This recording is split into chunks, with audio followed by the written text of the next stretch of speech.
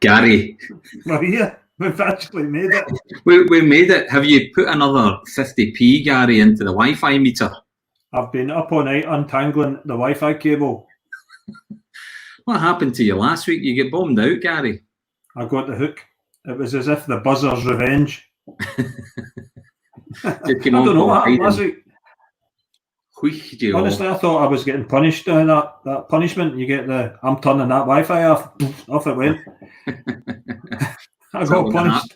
I've got a prediction. For tonight, Andy. Go on. We're going to overrun. You think we're going to go overrun, Gary? I think we're going to overrun. It's a big night, Gary. It's a big night. I know. If you play your cards right. Does it get any bigger though? Did you miss my joke? Gary, that's a different generation from me. Play your cards right. What's that, Gary? It's going to be a big night if you play your cards right. Lost on me, Gary. It's lost in this whole audience that we've got. The audience have won this. Our audience member might have laughed at that if we get the age right. Gary. How are you doing anyway, Gary? You well? Well, if truth be told, I would lie to you. I'm doing great this week. It's been the best week I've ever had. That's for another show, maybe. Maybe we'll have a show on coming back from lockdown. You're sounding like Reverend I.M. Jolly for Scotch and Rye, Gary. I think it's more, what's his name? 1 Foot in the Grave. Oh, aye. Victor Meldrew. It's been a Victor Meldrew week. Getting better. It's getting better. And tonight's going to make it a lot better because it's looking forward to the show tonight. It's going to be another cracker. And hey, would you believe it? Burniston. It's a Burniston week. It's a Burniston. Why is it a Burniston week, Gary? That sounds like you set a gag up. 11. That's another joke that some folk might not get. You don't get that? I got that one. I got the Burniston joke. You got the 11. This is our 11th show. It is our 11th show, and I mean, last week number 10 was just a tremendous show. Each week just gets better and better and better, and we've got a fantastic show coming up tonight. We'll be talking about that in just a moment, but there's been so many things that have been happening over the last week, Gary, and I think first and foremost, a big shout out to absolutely everyone that tuned in last week, commented last week on the show, commented and contributed to our posts.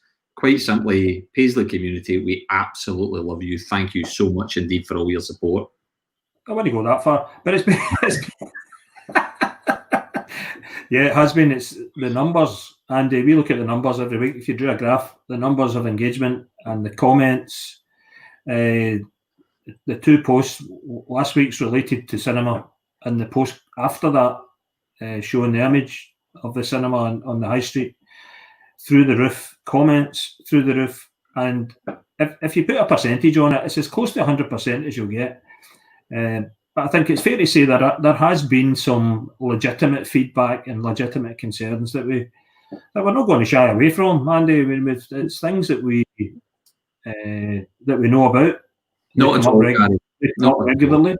Some of the phrases, though, are a wee bit kind of off beam and a wee bit hurtful.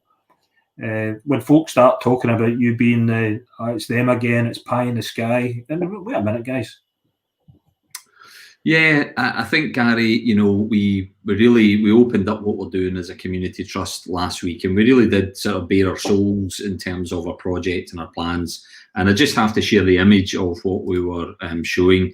And just as a reminder for all of those that perhaps never saw last week's show or what we announced, but we announced our vision for bringing back community cinema to the high street of Paisley. And this is an architect's rendering based on a feasibility that was carried out that could, and I have to use the word could, see the transformation of that site. So that's the old Littlewood store, the bargain buy site, could see the transformation of that site into a community-focused cinema. So that's what we announced. That's what we showed everyone. Overwhelmingly positive, but there were some legitimate concerns that we thought we would just kind of maybe pick up on some of those, Gary, and kind of cover off, Gary, eh? Yeah, you want to start with architecture, because obviously architecture, there's an image shown there, a couple of people, not many. Most people really love what the image is, and of course that's we're at stage one of a journey that we're hoping to go on. And you know more about architecture than me, Andy, but it is very subjective. Yeah, absolutely. I mean, first and foremost, some people like architecture or certain types of architecture, but others perhaps won't like it. And we completely get the fact that architecture is subjective, and we respect that.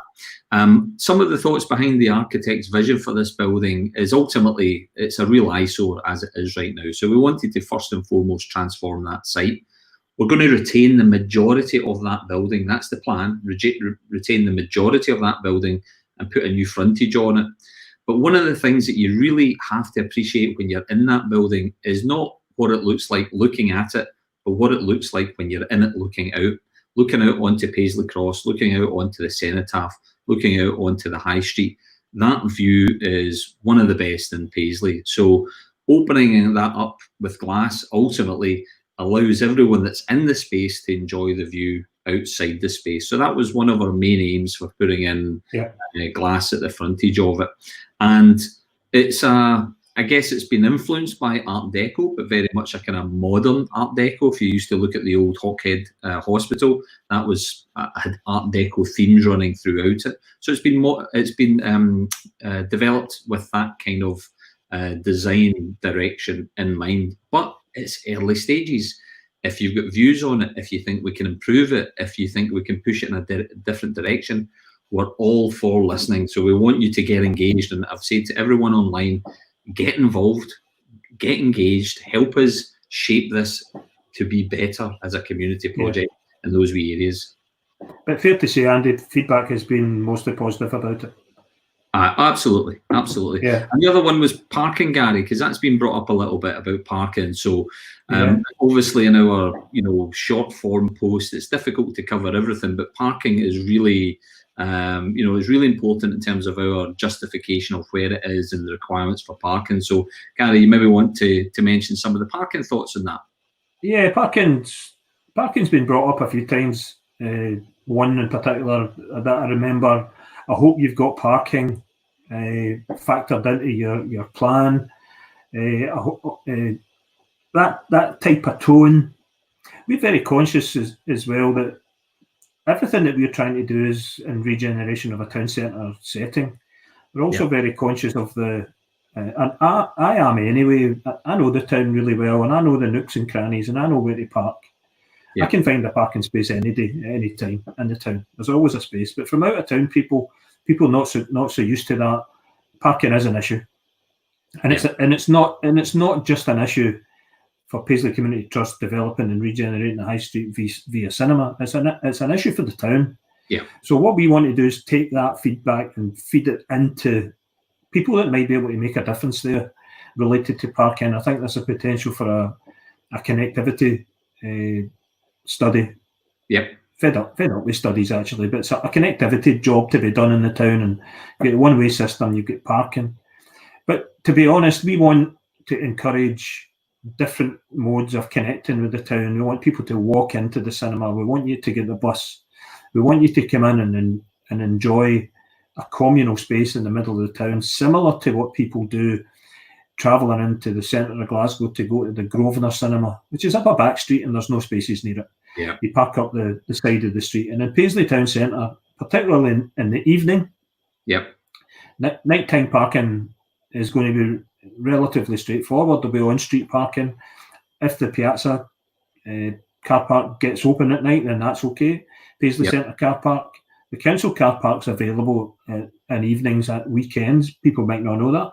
Yep. So all of that, and 100% recognising that car parking is getting brought up and is an issue. Absolutely. And we'll feed that in.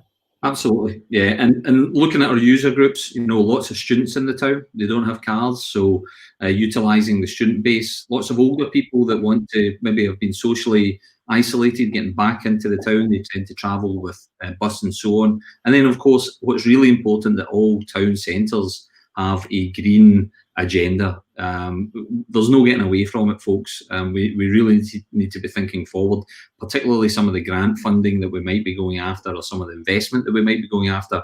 We need to tick a green box.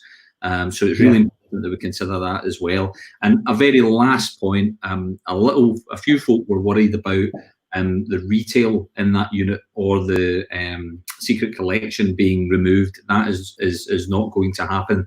That proposal, when you dig into it a little bit more, you'll see that the retail space has been improved and enhanced, a brand new frontage going into that.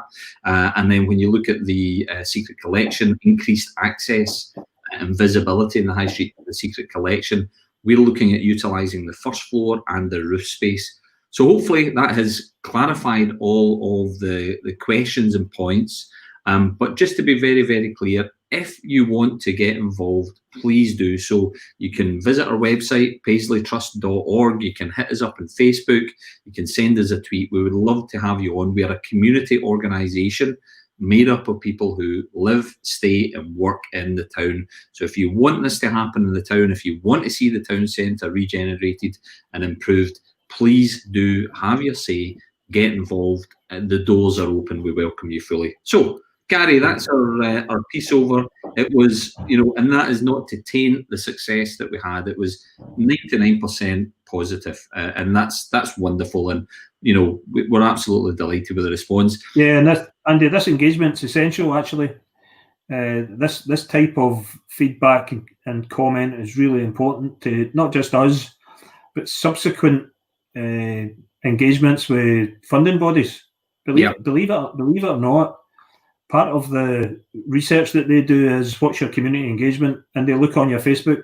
Yeah, and we'll be able to point them to 11 weeks of conversation with their community, culminating in all of this comment, feedback, reach, clicks, positive feedback.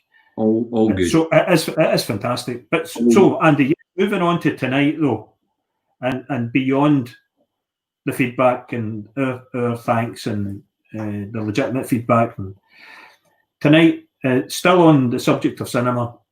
Yes. We're going to name it.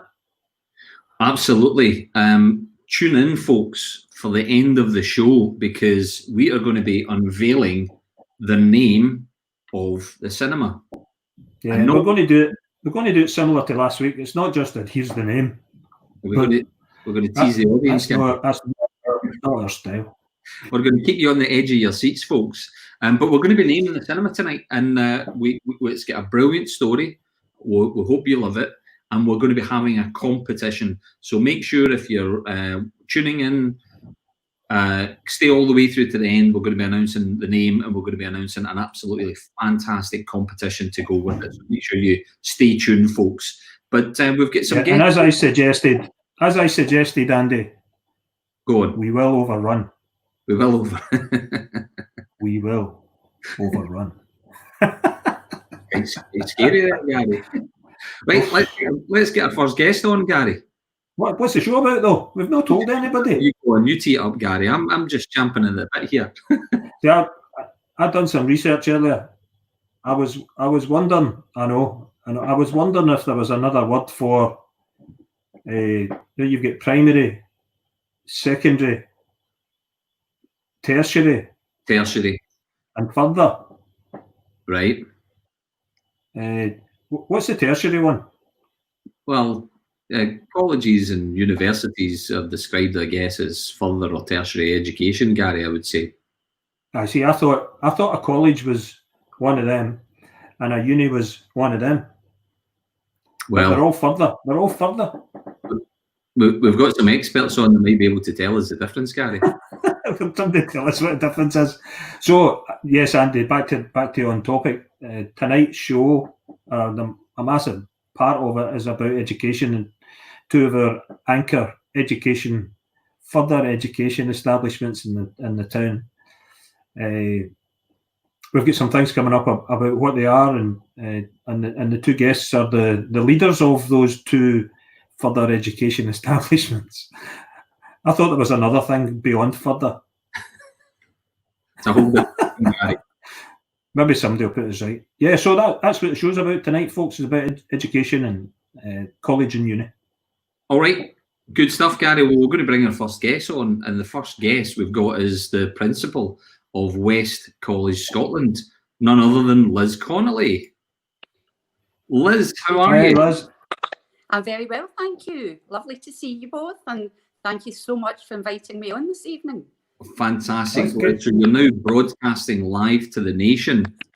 Live to the world.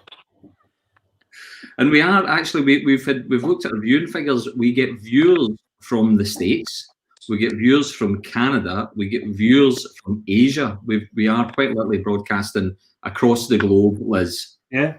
We get viewers from Paisley Interstate. That's wonderful. I guess it just demonstrates how many people across the globe hold Paisley at their heart. 100%. Liz. Well, listen, Liz, thank you so much indeed for agreeing to come on to our education special. So it'd be great for you, Liz, to kind of introduce yourself, because some people may or may not know you. Some people may or may not know West College Scotland. So it'd be great to hear a wee bit about you and the role you have and the place that West College Scotland has in the town. Okay, thanks, Andy. Well, as you say, I'm the principal at West College Scotland, and I've held that role for just coming up for 2 years now, but I've worked at the college for almost 7 years, since just after merger, in fact. My background isn't in education. My background's actually in economic development. And I guess I still talk about working in economic development because of the key role that skills development has in economic development and ensuring that we have a strong economy.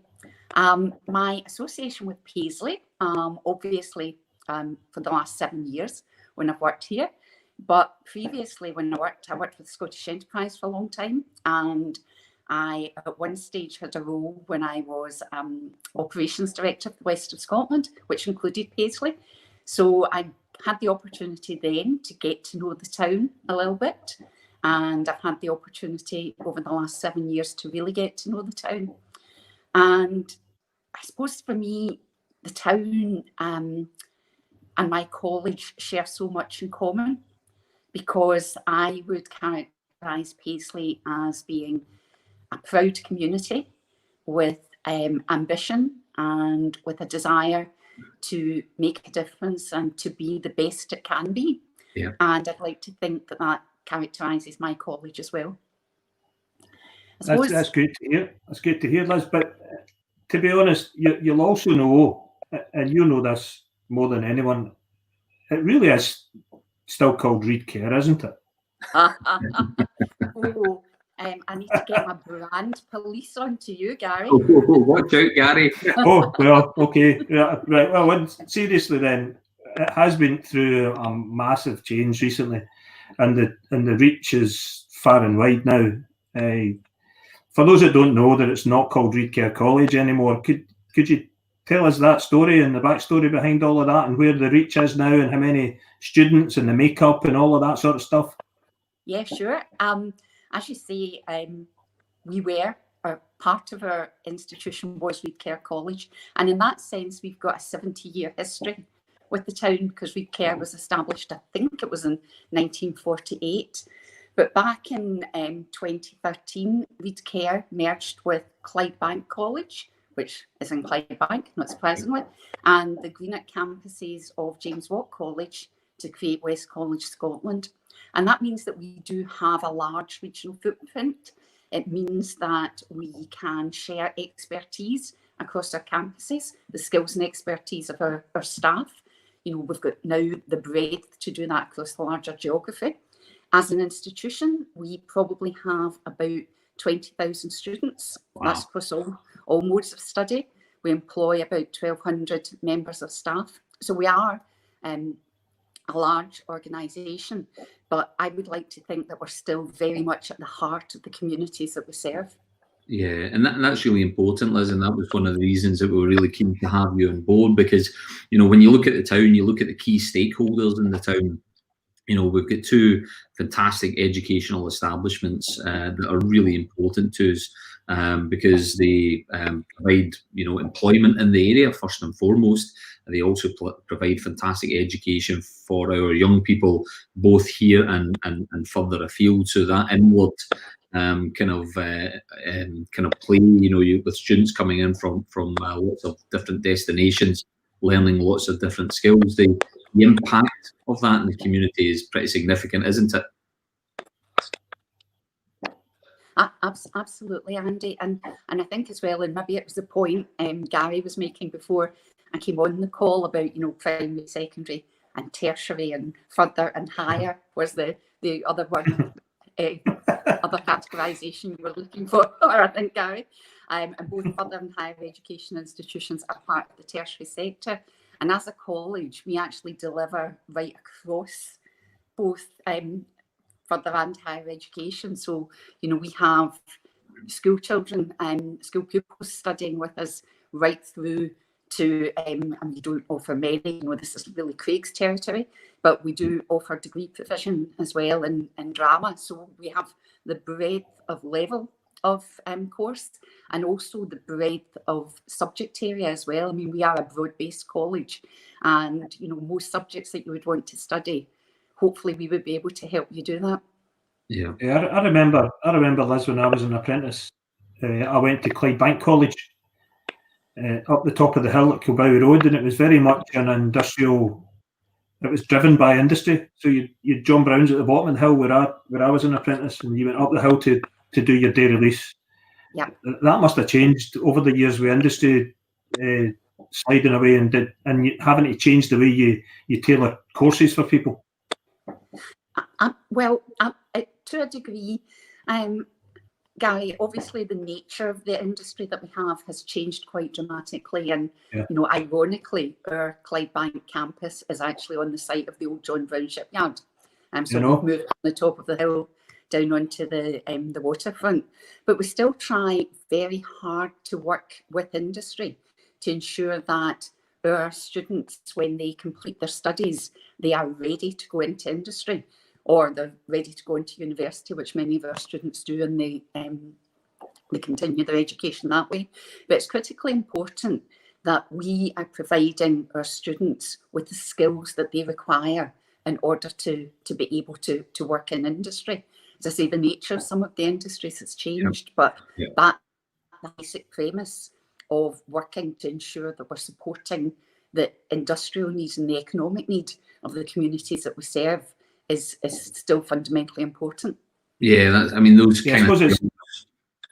Sorry, Andy. I was going to say with industry changing, I hadn't taken that on board actually. When going through Clydebank over the weekend there and going up Kilbowie Road, to the left is Singers, at the bottom was John Brown's, and it was just a thriving environment for people that wanted or needed training, and you went up to the top of the road and that's where you went.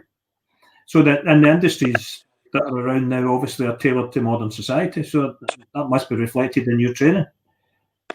Absolutely, Gary, and important that we as an organisation continue to be flexible and continue to respond to the needs of industry, because what is the point in us training kind of students and they're not then going to be able to find employment afterwards?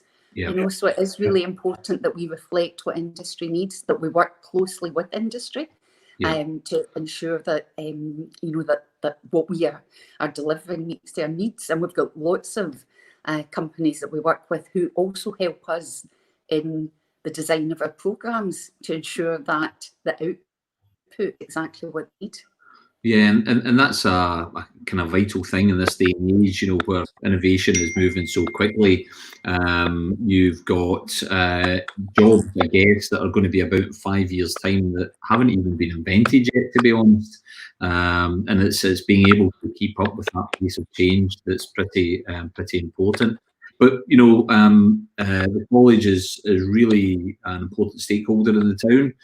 And COVID aside, and we'll touch on the impact of COVID on education, no doubt. But COVID aside, the plans for the town are pretty important going forward. So it'd be good to get a wee flavour, Liz, of what plans you've got going forward for the town and your thoughts in that regard.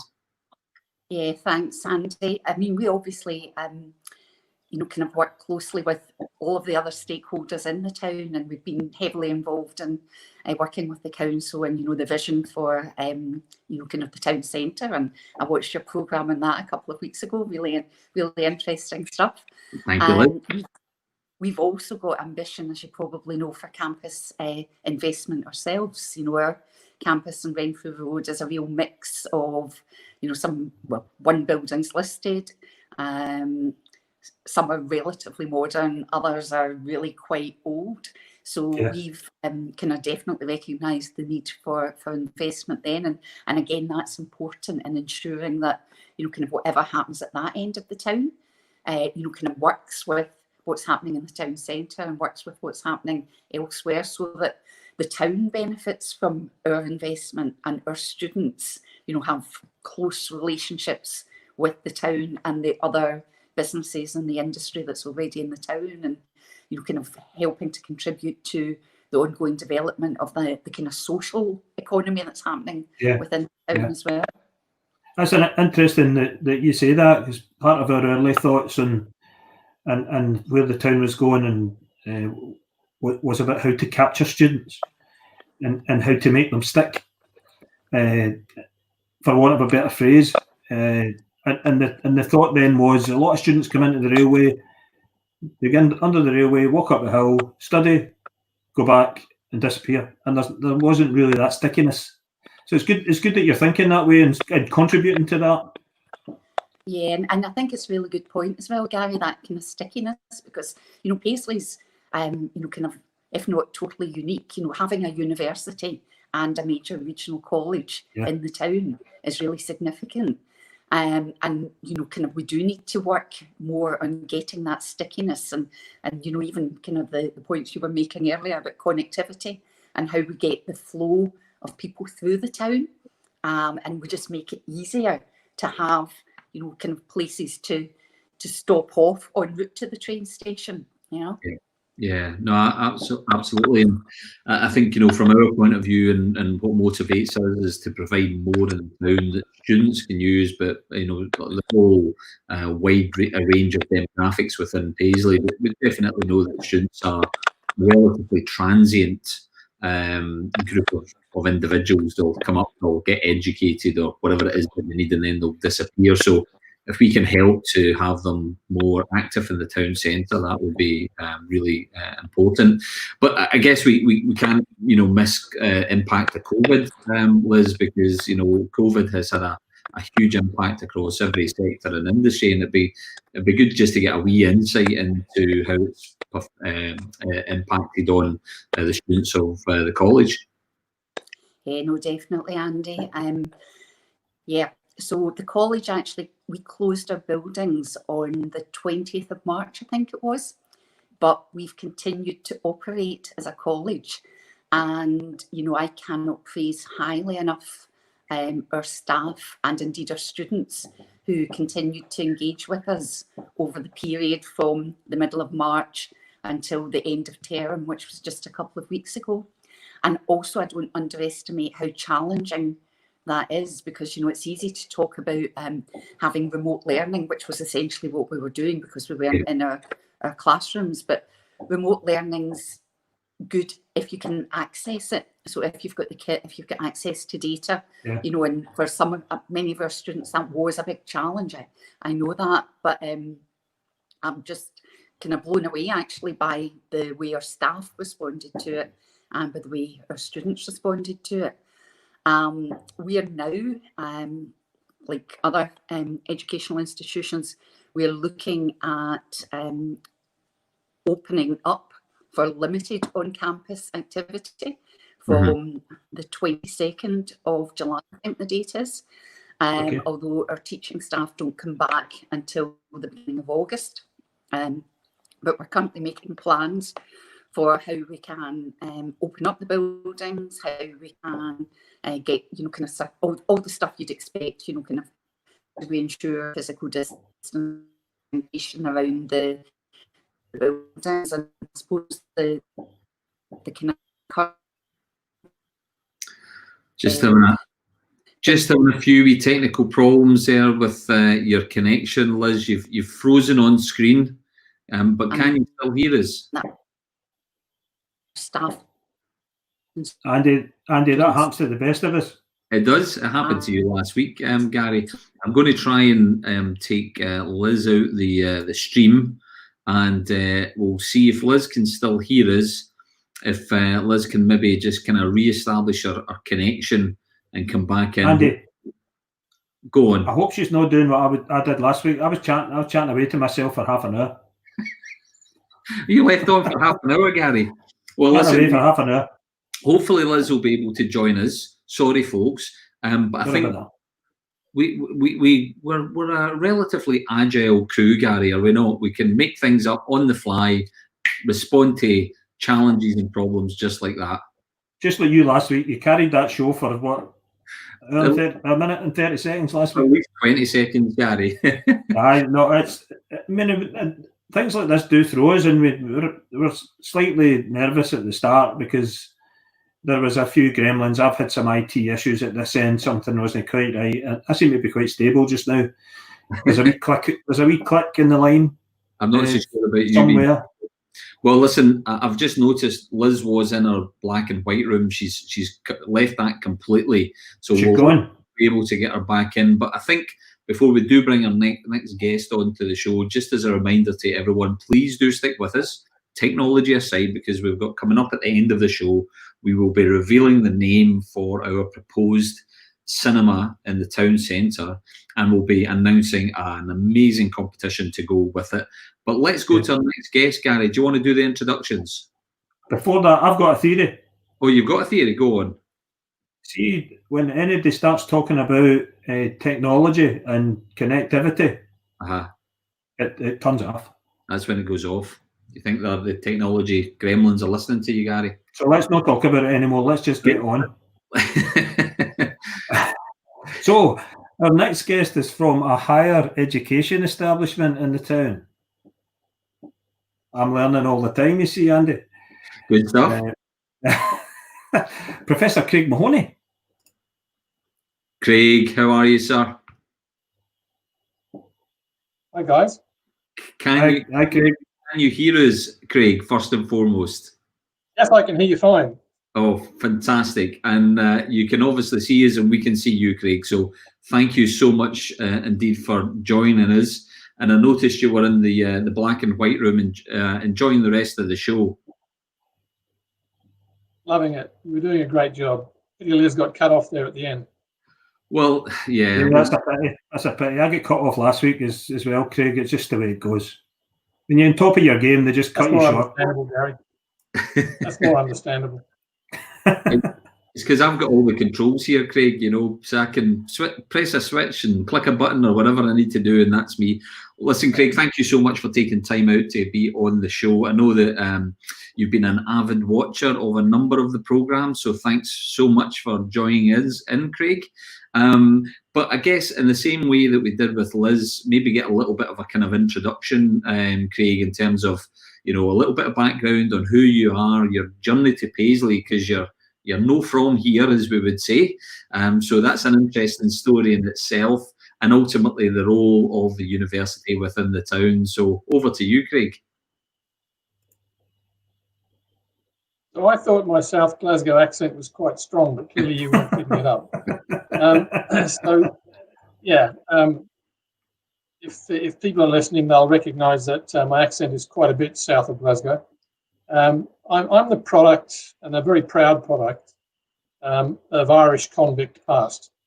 An Irish convict sent to Tasmania, and 4 generations later I was born. So I'm Tasmanian by birth, part of Australia, for those that don't realise where that is. And I've been in the UK for a few decades now. On that journey, I was a professional squash player, a sports psychologist, and then 7 years ago, I took up the role as Principal and Vice-Chancellor at the University of West of Scotland, which, as you know, has a campus here in Paisley, one in Ayr, one in Hamilton, one in Dumfries, and 4 years ago, one in London. So that's a brief summary of me and my my trajectory into Paisley. Oh, It's fantastic. a hell of a journey, Craig, from Ireland to Tasmania to Paisley, to downtown Paisley. But of course, similar to Reed Kerr, I mean, West College, Scotland, the campus in Paisley is called Paisley Tech, isn't it? Or is Well, me and Andy? Let's give the true historical significance. Yeah, me and Andy like to history- call the it history of the course, University of. Oh, sorry, Craig. We're on you go. On you go. So what I was going to say was the history is well known. The Paisley Philosophical Society, which was established in the 1700s, was very keen to have a tertiary institute in Paisley. And that all came to fruition in 1897 when Princess Louise was able to lay a foundation stone on George Street in what is now our Business and Creative Industries School, Gardner Building. And that was the establishment of the Tertiary Institute in Paisley, firstly called Paisley Tech and Art College. Since 1897, it's had 4 different names. In 2007, from mergers, it became the University of the West of Scotland. And that was, I know, not desired by people in Paisley, but it was as a consequence of recognising the regional campuses that we had across the west and south of Scotland. And so the name that predates me, the West of Scotland, was the preferred name. Yeah, I'm a techie boy, you see, Craig, so it lingers. You're an alumni, Gary, of the Tech, aren't you? Well, I was on the cusp of my certificates. I've got Paisley College of Technology and Paisley University, which I think was the transition at that stage, and then it became University of West End of Paisley. Sorry, University of West of Scotland. Oh dear, oh dear. Sorry, I'm There's allowed lots to of see these history things. between you two. So lots of history with the two of you, with your various certificates. Gary, your various ones with Paisley Tech and Paisley University, and of course, Dr. Campbell has a certificate from the University of the West of Scotland. Yes, of course. I know, indeed. What can you say about that? A very, very proud moment indeed. It was fantastic, and that was just over a year ago, Craig. The time has flown, and obviously we're going to talk about COVID and the impact on the university for graduations, obviously, in terms of the impact that has been going on there. But you know, in terms of, and just incidentally, I know we've got a little bit of a lag, Craig, in terms of audio, so I think we need to just kind of compensate for that. So no talking over Craig, Gary, all right? I think he's in Australia and this is satellite link. But Craig, I wanted to talk about the transformation of the university, because we've seen quite significant transformation of the university in very recent years, and that's been a big project to undertake and to plan and to finance, and I guess you're probably not finished yet, but it'd be good to get an insight into the transformation that we've seen in the town. Yeah, thanks, Andy. I as I said, we've got 5 campuses, and I won't talk about the other 4, but if I just give an insight into the Paisley campus and what's been going on there. It is our biggest campus. We've got 20,000 students in total in the university, and 9,500 of those are on the Paisley campus, so it is our biggest campus. But it is a campus which is in a state of disrepair. It hasn't been cared for and looked after in the way that I think it could have been. And so we've tried to invest, and we are investing in that campus. So I've spent probably close on £10 million over the past 7 years. There's a new front out onto the high street, which wasn't there. We've done a lot of internal refurbishment of parts of the campus to make the learning experience and the research experience much better for the staff and students who occupy the campus. But there's still more to be done. I'd like to modernise the campus much more than we've currently been able to do. But of course, money is always a problem. And as an autonomous institution, we have to find our own sources of income, and we're doing that. But it does take time. And it's fair to say that the current pandemic has not made life easier by any means, but it does provide opportunity. I can come back to that. We've got Liz back in our black and white room, so we're going to continue chatting with you, Craig, but I'm also going to bring Liz back onto screen as well, so bear with me 1 second. Yeah. Liz, Hi, Liz. Hi, welcome back, Liz. Thank you. I was obviously talking too much. No, not at all, Liz. We were worried that we'd lost you, but you're back, and obviously I'm sure you will know Craig, a well-kent face, as we would say, Liz, for you. So we're just chatting about the university and the place it plays within Paisley. Gary, I think you were up next on a question. Yeah, I was going to. I think at this stage, it's maybe a question for both, but Craig initially, a special mention at this stage. In difficult circumstances, I suppose, with COVID for everyone that have went through the university this year and that would be graduating. I mean, I know what it was like. I attended Andy's graduation last year, and it was an amazing day. I've graduated from Paisley Tech. It's just a great culmination to your studies. What's been the way that you've dealt with that this year?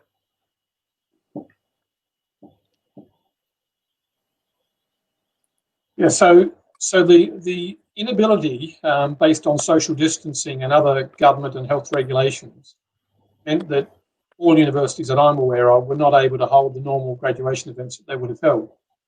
So that's a disappointment for the individuals concerned. But I'll come back to what we're doing. What happened this week for University of Western Scotland is the 2,500 students that I would normally graduate at this time of the year were all graduated either yesterday or the day before. So they were graduated in absentia, which means that they get their qualification, but they don't have to be in attendance to get it. So they will get in the post in the next few days a copy of their degree or whatever qualification they've completed with us. What's missing from that, of course, is the family and friends celebration and the gala experience, which they will have had, which for us in Paisley, we currently conduct in Paisley Abbey. And it's always a wonderful event. So that's missing. But what we intend to do at a time when we're able to is bring those students back if they're able to, bring them back onto the campus and have a celebration event. It's not a graduation. It will be like a graduation, but it can't be a graduation because they have been graduated. If we hadn't done what I did this week, then they wouldn't be able to say, I've got a degree and take it to an employer and say, I've graduated. So for the purposes of their employment, we've graduated them. We'll hold a celebration event later in the year. Yeah, I mean, that's fantastic to hear those contingency plans having been made, Craig. And, you know, I'm sure there's many. This was the final year for my own son. He was at Glasgow University. And you're quite right, the disappointment felt by the individuals that have worked so hard for their time at university, or for the family that have supported them through that period of time. It is, you know, there's no doubt it is a saddening moment, but everybody really understands and everybody's very supportive of, you know, the institutions that the students are graduating from, and hopefully, and you've both found this, that, you know, both students and parents and family support groups have really been working well with you in a state of understanding to try and do something at a later date that's more safe and more convenient for all.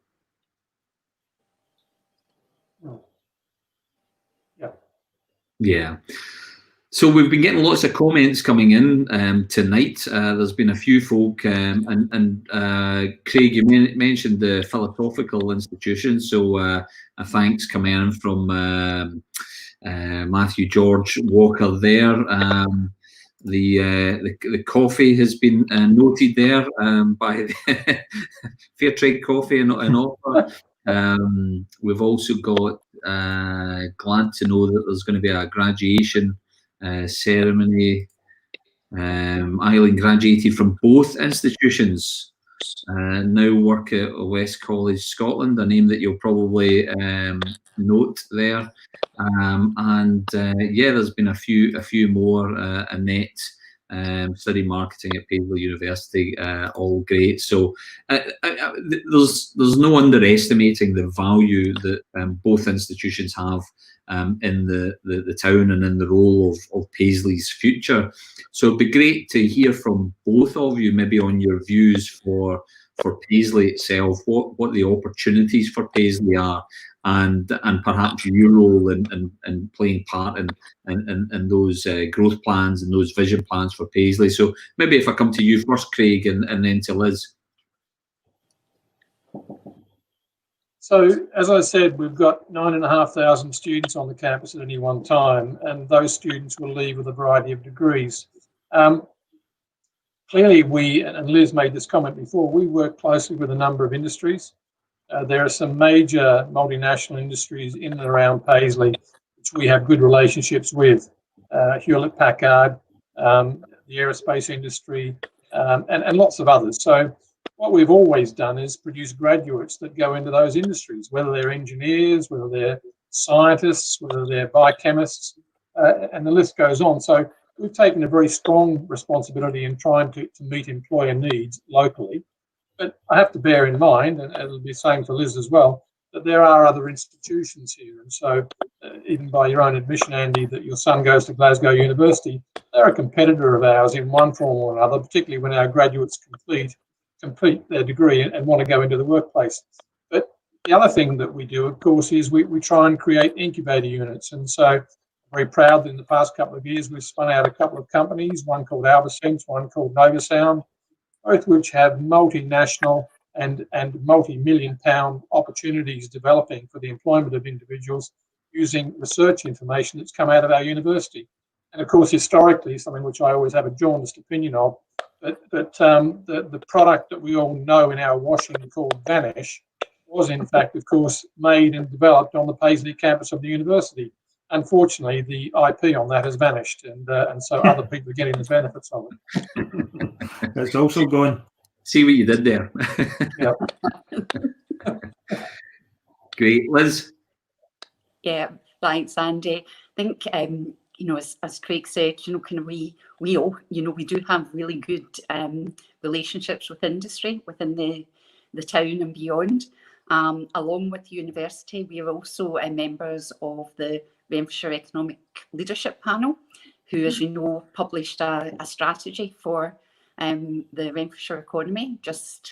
Was it only a year or so ago? It feels like, given everything that's happened over the last 4 or 5 months, it seems like a lot longer. But that strategy, I guess, really identifies some of the unique assets that we have within Renfrewshire and Paisley. So the significant investment that's going in around the NMIS development beside the AFRC. Yeah. And that, kind of one hopes that, kind of as the economy starts to recover post-COVID, that the ambitious plans and investment opportunities around that area will continue to flourish, and we'll see those actually deliver. And I think, that's kind of one of the, just an example of how, kind of ourselves and the university working alongside that major significant investment that's, kind of going to be attracting, kind of industry to our area is, kind of presents a real kind of unique opportunity for Renfrewshire, and, kind of we are definitely keen to be part of that. Yeah, I was going to throw in a left field question actually that's just came to mind. It's similar to a question I was going to ask you anyway, and it was you mentioned it earlier, Liz, about the interaction and the close links you've got with the university and that natural pipeline. Has there ever been a thought, and do you think it would ever come to fruition, that a town centre environment could host a joint campus? Don't answer if it's incriminating. I guess kind of we've all kind of thinking the impossible at times is the only way to find the possible, isn't it? So I think it's about being open to exploring different opportunities. Do I see it happening anytime soon? Probably not. And I think we have to be realistic about that. And there's also, I guess, something about what would need to be displaced in the town centre to allow that to happen, because we've got a huge footprint, and Craig's got a huge footprint. Yes, we're at opposite ends of the town. With sense for us to be co-located, maybe not. But I think more importantly is that from an educational perspective, we work very closely with Craig's team, Craig Anderson, to make sure that those educational links are in place. Craig, do you want to come in there?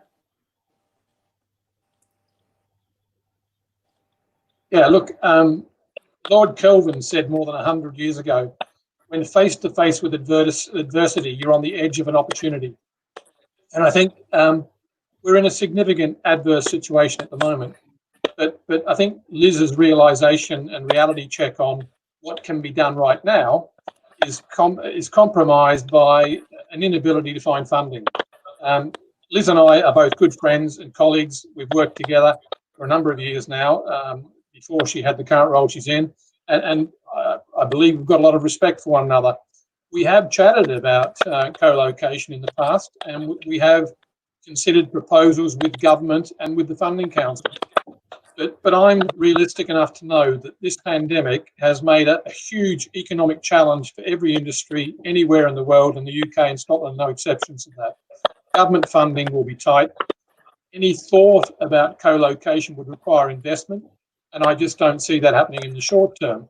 That's not to say that it couldn't and shouldn't, but as Liz has identified, I think quite rightly, discussions of this sort are going to be longer term developments rather than something with any immediacy.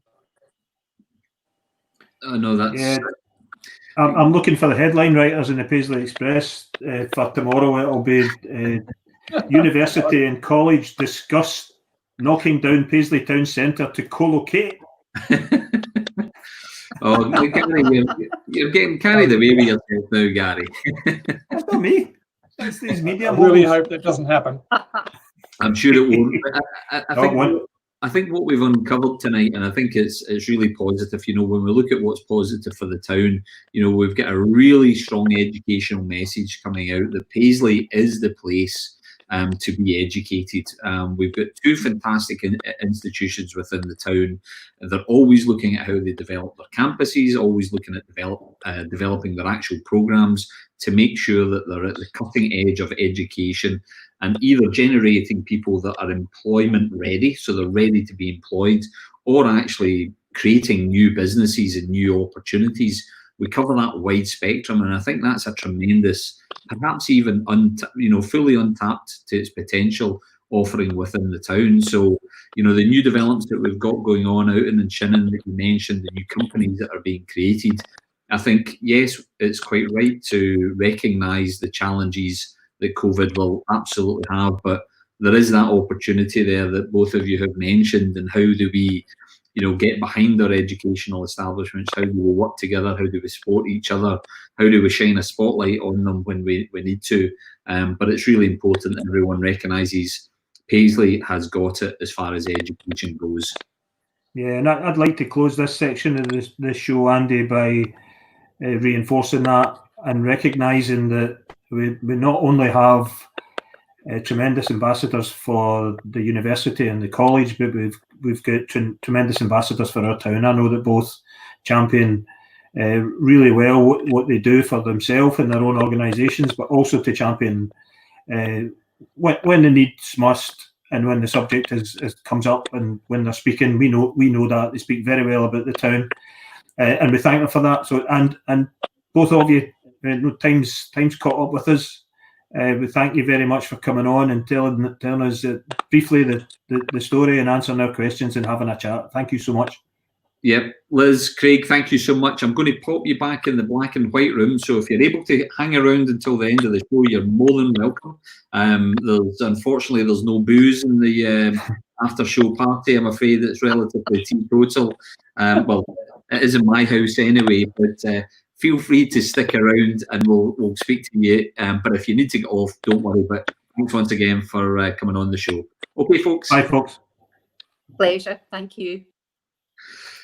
That was brilliant, Gary. Learned so much about the town, our wonderful educational establishments. And Gary, it's no Paisley tech and it's no Reed Care, because you're going to get this show into trouble, Gary.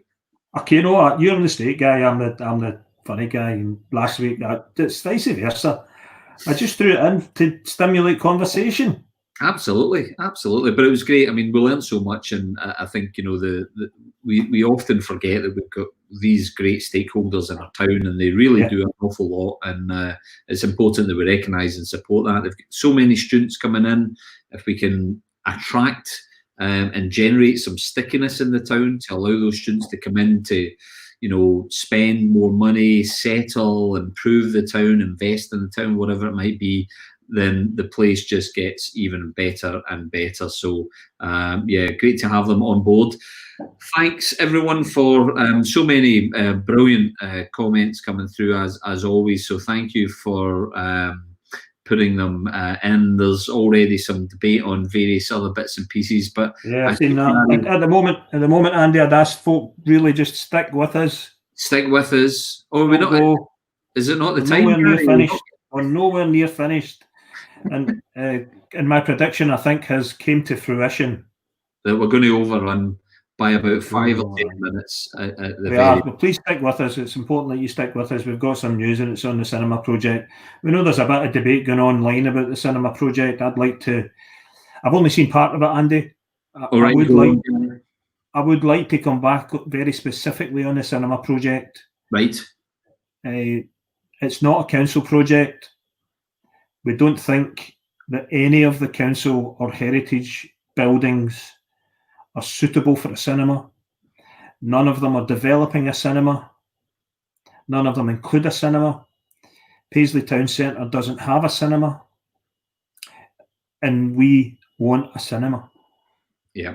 And the we think it will be transformational for our town. Yeah. And the community, and it's not just about cinema, it's about community spaces, it's about leisure activities, it's about a digital skills academy, it's about offering accessibility, it's offering education to our young people to have them learn how to work broadcast media technologies and so on. So it's a cinema plus. And also I think also it's important to note that the council have plans for reinvestment within the town of their heritage assets. The town hall is being refurbished, the museum extension, upgrades to the Paisley Art Centre, and we support them all, don't we, Gary? Anything that happens to improve the town is but a good thing, and that's what completely. But bottom line, Andy, when it comes down to it, and I've spoken about this before, and about why we do this, and my motivation behind it. The bottom line is, I want our town to be not just like any other town, but better than any other town. And you go to other towns and they've got a bus station, they've got a cinema, and they've got things for people to do. The people in the town, nighttime economy. If we're going to have 20,000 students in our town, we need to give them that stickiness. Yeah. So listen, the debate. Listen, I'm going to head this straight on, Peter. We don't have a cinema in our town. We don't have a cinema in our town centre, and Paisley Community Trust is set up to help regenerate the town centre.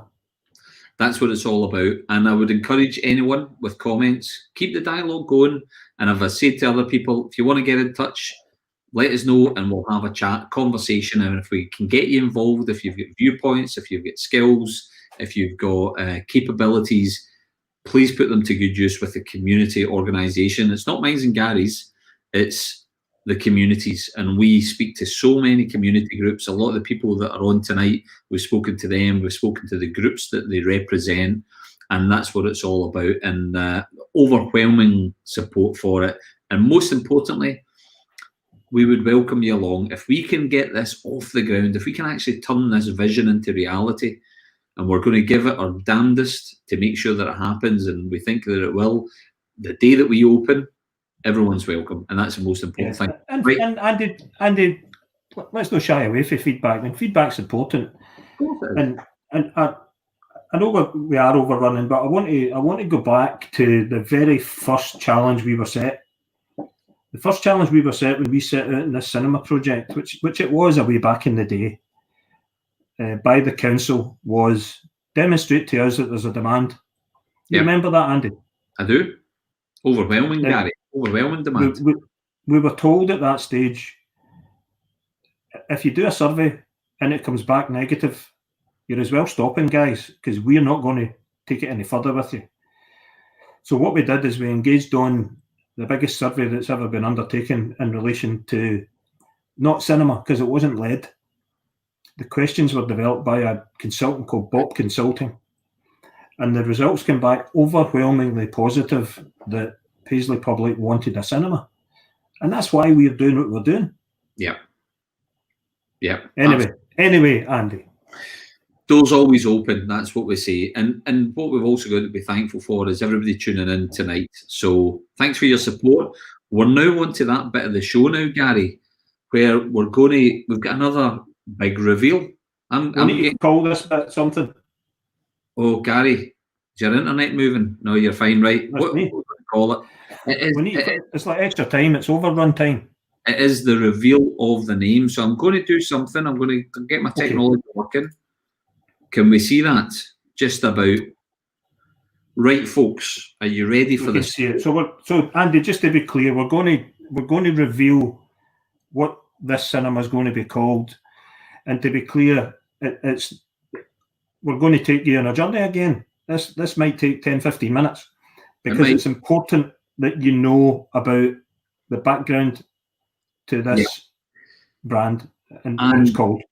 Before we start, Gary, it's important to say that Paisley Community Trust, as a trust, have named this cinema. We've given it the name.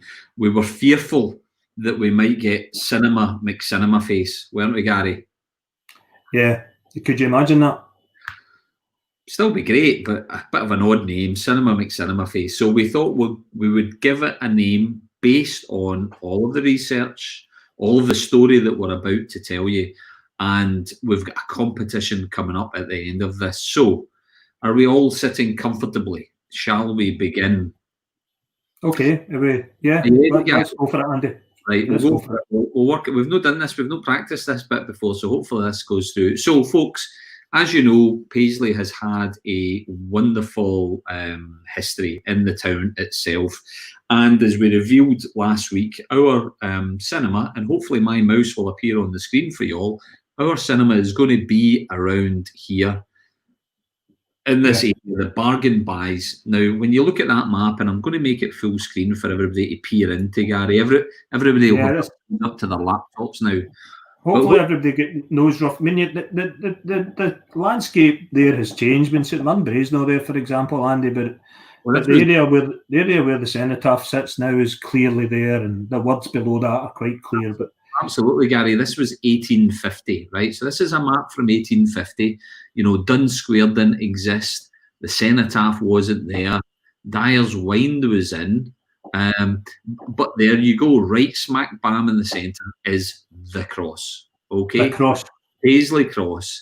And it was interesting to see that's a Globe Hotel there as well. But, you know, and there were lots of kind of foundries and print works and various other things. So it was great to take a glimpse back to 1850, and then we're going to fast forward some time, and we're going to take it up to 1950, so 100 years on. So things have changed there slightly, Gary. Obviously, Dun Square's now been created. Yeah, you remember back to Regen Week when Alan Anthony was on, and he was talking about the decade that you maybe want to go back and take inspiration from, about what a town centre context could contain. And there, of course, with the townscape changing, up pops cinema. Up pops cinema. So in 1950, we had a cinema right on, pretty much on the site. We'll talk about that in a wee bit. There was a couple of banks in town. Those buildings that were in the middle have gone, but we've still got the cross. The cross is right there in the centre. And that was 1950. No piazza. That's for another show, Gary. That's for another show. Yep. Okay. And then let's take a look at present day. Well, more or less, 2019. Yeah. So 2019, obviously, you get right in the middle there in the grey area, Andy. You've got the cenotaph sitting there, buttons in the corner, and the mass where the Pretendi mouse was on the freeze screen, the Paisley Centre sitting there, and across the front of there would have been the Little Woods building. Yeah. High Street. Is the cross still on there, Andy? The cross isn't mentioned there, but people still know that as Paisley Cross, don't they? Yeah. Paisley Cross. Cross. Yes. So that's where we, when we're starting to look for inspiration and start to look at things, we get to see the cross. So hopefully that's where you've gotten us so far. So Paisley Cross, right? Everybody knows it. It's a name that's people will tell you, "Oh, I'll get you at the cross" or whatever. You knew where to meet. You would look out for it on buses. And then what I saw, Gary, that perked my interest was this one here, and that's the one in the bottom left corner, the wee key bus, and it was Paisley X. So they didn't have enough wee squares to write Paisley Cross. So that emerging digital technology actually turned. What you done? I clicked the button, but anyway. Well, we're here, Andy. Remember and remind people we're taking them on a journey. We are on a discussion about brand and what this might be called. Right. So let's do this again, right, and get us back side by side. So Paisley Cross. So I liked Paisley Cross, Gary, and that's where we're going to be. So we were thinking, how do we then turn that into a brand? So this was how my brain worked, Gary. It's a wee insight into Andy's head. Yeah, so, I've been there for a few years now, Andy. Terrifying place. So Paisley Cross, right? Then it's Paisley X. So that's what was on the bus. Paisley Cross. And if we're going to be shortening words, Gary, and you've shortened cross to X, you may as well do this. Yeah. So where are you taking this? PX, Gary, because see in my mind, you know what PX is? Yeah, tell me. PX is this. PS is the pics. Yeah. The pixels. The pics. PX, Gary, what do you think? I'm hesitating again, Andy, because I did at the time. I loved the story up to now. Right. When you presented this to us, it was really, really good and compelling. The whole backstory to the naming of the cinema was amazing. Right.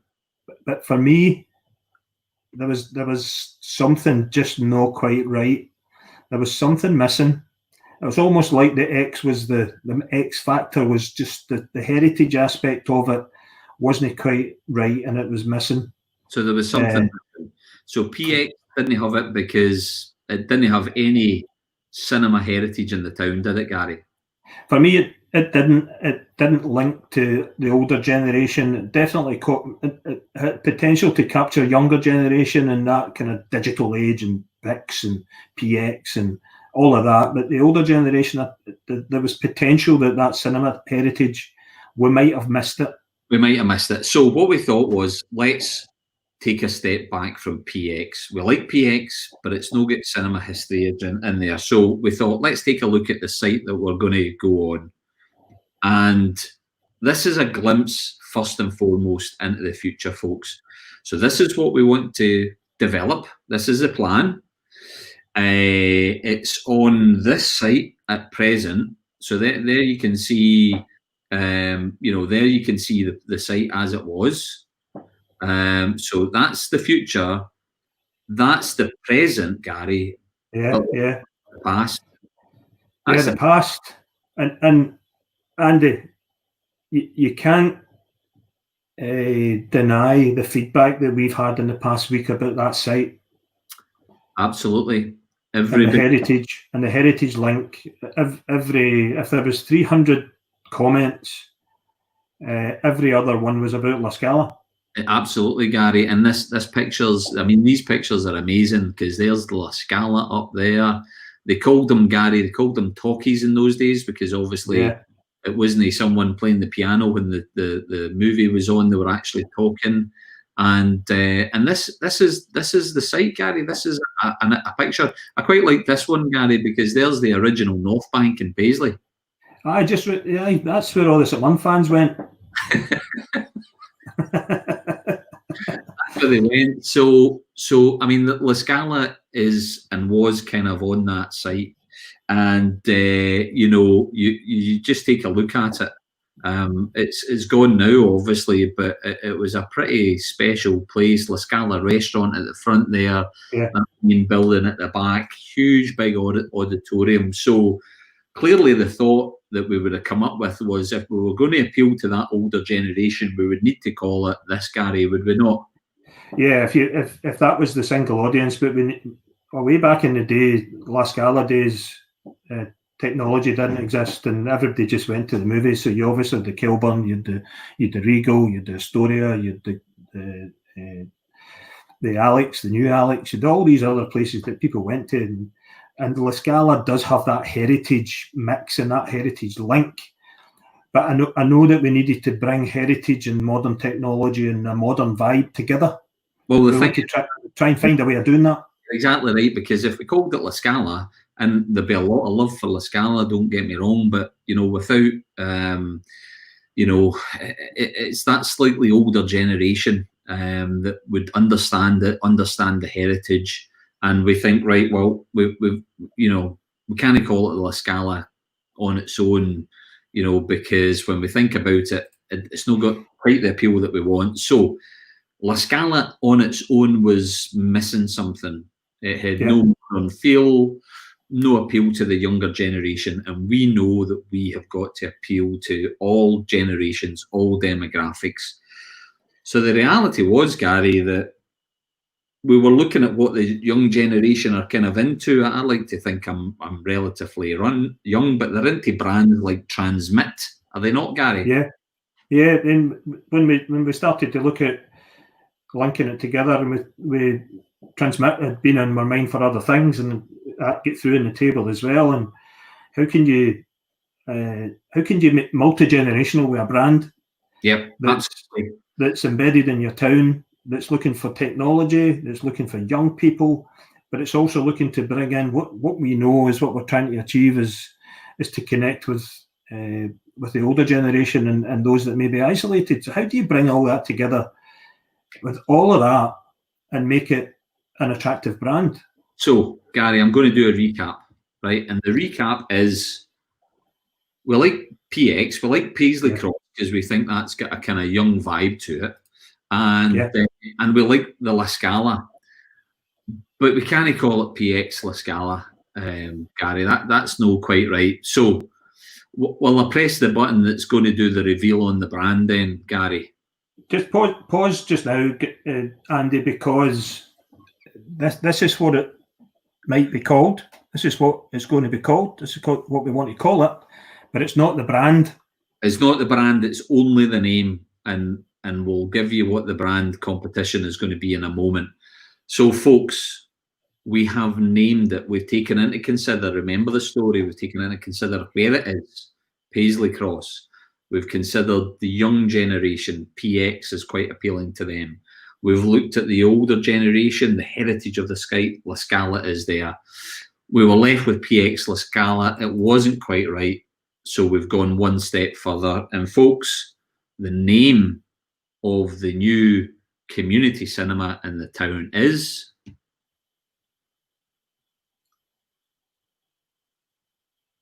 Pixels. Pixels. Paisley Cross La Scala. Pixels. I wish there was an applause, Gary. We've been immersed in it for some time, Andy, and we think the backstory and the whole synergy of cross intergenerational just works. So when you call it Pixels, as a young person, we're hoping that the younger generation just get it and they don't need to think about it. It's about technology. It's about access for young people. It's about attracting the younger generation. But when you get to our age, maybe 25 to 55 sort of thing. For me, it's interchangeable. We go into the pictures and pictures, and I know maybe that's an argument that we could have, but it's just about getting down to the pictures for me, and it will be called pixels and it'll be modern technology. But and I can also relate to La Scala, but for the older generation, it will be Paisley Cross La Scala, and I think we've captured all of that. And you can take that now and say that Paisley's new community cinema will be called Pixels. Pixels. So that's it, folks. That is the big announcement. We've looked at the young generation, and there's Caroline Gormley got it just in one there. Covers all generations. We knew that we were in a difficult position. How do we attract the young? How do we attract the sort of middle-aged folk like me and Gary? How do we attract the older generation? It was really vital that we covered it all. You might call it Paisley Cross La Scala. You might call it Pixels. What we wanted to do was have a fresh brand that we can take forward, and Pixels Paisley is going to be our Twitter handles and all that sort of stuff. We'll be announcing them shortly, but that is the name, Pixels, Paisley Cross La Scala. It's a community cinema. It's going to have cafe, bar, restaurant, and digital skills academy. We're already getting a lot of love in online, and Eddie and his usual for two old Rogers. That's pretty good and modern. Thank you, Eddie. Much appreciated. Yeah, thank you. I wonder how that's going to come across at the Glenburn Seniors Forum, Eddie. I'm hoping that we've done the right thing and we've got the tone just about right. Yeah, brilliant. So Gary, we mentioned that there was going to be a big unveil of the name, and that's the name, but that's not the competition. Will we now kick on and cover what the competition is about? So it's Pixels competition time, folks. And the competition is very simple. You've come up with the name, but we're now looking to you to come up with the brand, to come up with the logo, to come up with the design. That's what we're going to be launching today, is the opportunity to design the brand, design the logo for Pixels Paisley. We've given you the backstory. We've given you the intricacies of it, old generation, young generation, current generation, and we want to be able to have a brand that reflects all of those things, Gary. So yeah, it's important that we've revealed it in the way that we have, because it does give context to anyone that might want to design something. So when you put a brief out, and that's basically what we've done. We've given you backstory, we've given you context, we've given you a brief. We want to put it out to anyone to submit a sketch, a detailed brand, a detailed logo, yep, a whole thing, and the prize is that you'll help us develop the brand. Yep, absolutely, and just to think about who the competition is open for, it's open to absolutely everyone. Anyone and everyone. Anyone and everyone. So whether you're young, whether you're old, whether you can draw, whether you can't draw, we want to see your submissions coming in to Paisley Community Trust. So we're going to be putting up all of the competition details onto our Facebook page and Twitter, and we'll be sharing that out. And basically, if you are a graphic designer and you can draw, then no problem at all. You can send in your submissions. But if all you can do is scribble out in the back of an envelope, and that's what you want to take a picture of and send that in, we'll be able to take it through the design process and get it, taking your sketch, your concept, your idea, and making it look as good as possible. So whether you're young, whether you're old, and it's open to everyone to take part of it. And we want you, the community, to design this brand, to design this logo. Yeah, and just to reinforce what we are, Andy, we're a charitable organisation. We're everything that is done here is in ownership.